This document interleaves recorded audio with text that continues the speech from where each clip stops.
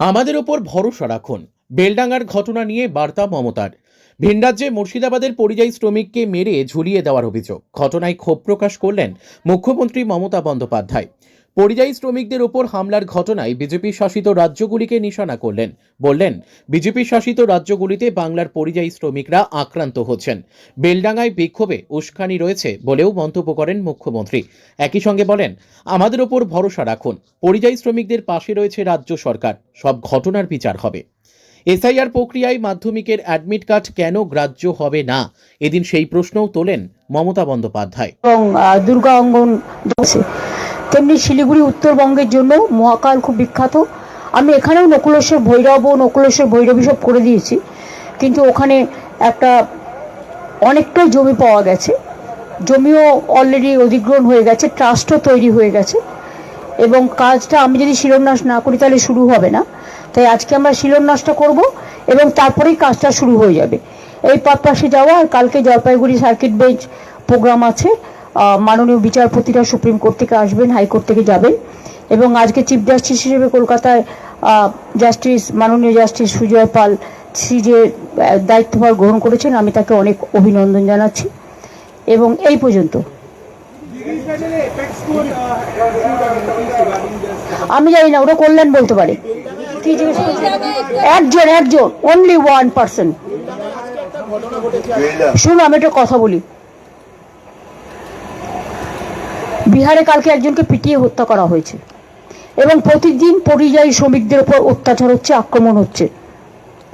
Double engine সরকার, যেখানে BJP government আছে, তারাই এখানে মানুষের নাম কাটছে আর তারাই আমাদের লোকেদের পিটিয়ে হত্যা করছে। এর থেকে নক্কারজনক ঘটনা কিছু হতে পারে না। মানুষ যদি বিপদে পড়ে, মানুষের যদি বলে মাধ্যমিকের ডেট অফ বার্থ, মাধ্যমিক সবাই আপনারা জানেন স্কুলের সার্টিফিকেটটাই সিন্স ইন্ডিপেন্ডেন্স আমরা ডেট অফ বার্থের সার্টিফিকেট হিসেবে গ্রহণ করি, কারণ আগে তো ইনস্টিটিউশন ডেলিভারি ছিল না স্বাধীনতার সময় থেকে। আজকে যদি হঠাৎ বলে দেয় 2 মাস বাদে যে আবার নতুন করে চ্যাপ্টার খোলো, এটা গ্রহণ হবে না। সুপ্রিম কোর্ট বলা সত্ত্বেও বলছে আধার কার্ড গ্রহণ হবে না। মানুষের মধ্যে অত্যাচারিত হতে হতে আমি মালদায় শুনেছি 90,000 লোককে, একটা কমিউনিটির লোককে 90,000 নোটিশ পাঠানো হয়েছে। অনেক জেলায় ট্রাইবালদের সব নাম কেটে বাদ দিয়ে দেওয়া হয়েছে, সবাইকে ডাকা হয়েছে। এমনকি ফর্মার সেক্রেটারি, ফরেন সেক্রেটারি, তাকেও ডাকা হয়েছে। অমর্ত্য সেনকেও ডাকা হয়েছে, লক্ষ্মীরতন শুক্লাকেও ডাকা হয়েছে, দেবকেও ডাকা হয়েছে, কমটন দত্তকেও ডাকা হয়েছে, জয় গোস্বামীকেও ডাকা হয়েছে। কাকে বাদ দিয়েছে বলুন তো? আজকে সাধারণ মানুষ যাবে কোথায়? এমনকি ডোমিসাইল সার্টিফিকেট, যেটা আমাদের রেজিস্টার্ড আছে, সব জায়গায় অ্যাকসেপ্টেড হচ্ছে, বাংলায় বলছে হবে না। তারা ভোট কি করবে? ইলেকশন কমিশনের হোম মিনিস্টার দুজন মিলে আর বিজেপি পার্টি মিলে? তাহলে তো 1% ভোটারও থাকবে না। যাই হোক, এটা কোর্টে কেস চলছে, কোর্ট ডিসাইড করবে। তারপরে আমরা আমাদের, যেমন আমি আপনাদের পরিষ্কার বলি, আমার decision, I am dedicated of the people, by the people, for the people, and we are dedicated for the people. মানুষের সাথে ছিলাম, আছি, থাকবো এবং মানুষের জন্য লড়াই জারি থাকবে।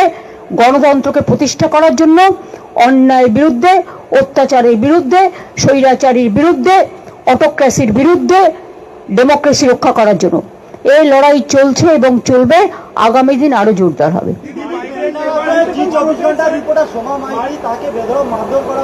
কোথায়? দেখুন, বেলডাঙ্গা আপনারা জানেন কাদের কাদের প্ররোচনা আছে, আমি আর নতুন করে বলতে চাই না।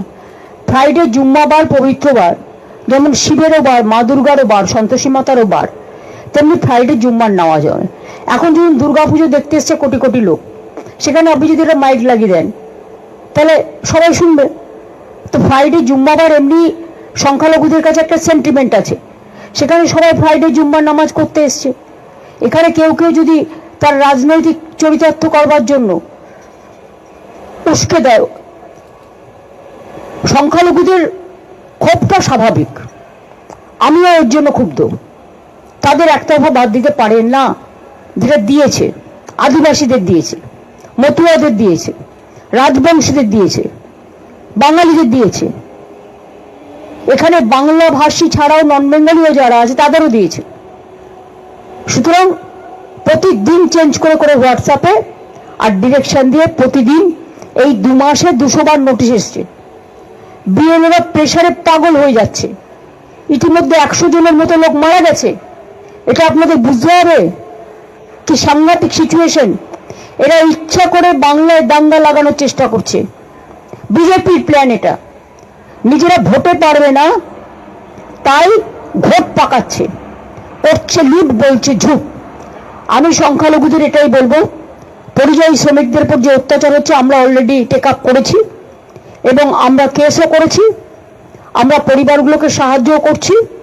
আপনারা শান্ত থাকুন, ধৈর্য ধরুন, আর নিজেরা যাদের ডাকবে বা যাদের ফর্ম জমা দেবে, ফর্ম মানে তাদের হিয়ারিংয়ে ডাকবে বা নাম্বার দেবে, তারা দয়া করে ফর্ম জমা দিন, তারা দরখাস্ত জমা দিন। বাদ বাকি কোর্টে কেসও আছে, কোর্টের উপর ভরসা রাখুন, আশা করি মানুষ বিচার পাবেন। কোন স্টেটে হচ্ছে না এগুলো, একমাত্র বাংলায় এই সবগুলো। কেন? অন্য স্টেটের বেলায় সবকিছু অ্যালাউড, বাংলার বেলায় কিছুই অ্যালাউ নয়। তো ইলেকশন কমিশন কি ঠিক করবে? Only BJP is allowed, nobody is allowed. What is this nuisance is going on?